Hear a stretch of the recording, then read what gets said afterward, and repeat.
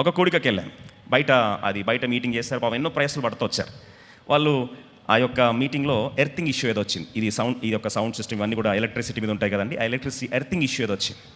Electric ఇష్యూలో mic పట్టుకున్న shock కొడుతుంది, ఏది పట్టుకున్న షాక్ కొడతా.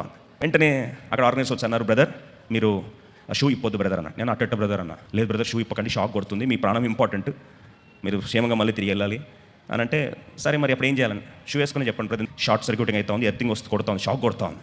సరే అని చెప్పి ఏదో షూ వేసుకొని వాక్యం చెప్పాను. కథం సాతాను తెలివిగా వాక్యం వినకుండా అందరు మైండ్ దేనికి వెళ్ళిందండి, హాషర్ బ్రదర్ కూడా లాస్ట్కి అయిపోయింది, అంతా అయిపోయింది, అయ్యో దైవమా ఇది ఎక్కడి ఘోరమా, ఎక్స్పెక్టే చేయలే. ఆడ సువార్త పోయింది, ఆత్మదేవుని కార్యం పోయింది, వాక్యం పోయింది, రెవల్యూషన్ పోయింది, అన్నీ పోయినాయి. ఏంటండి సాతాను చాలా సులువుగా చిక్కులు పెట్టేస్తాడు. విజన్ మొత్తం ఏం చేస్తాడు, డ్రిఫ్ట్ చేస్తాడు, పర్పస్ని అంతా అవుట్ చేసేస్తాడు.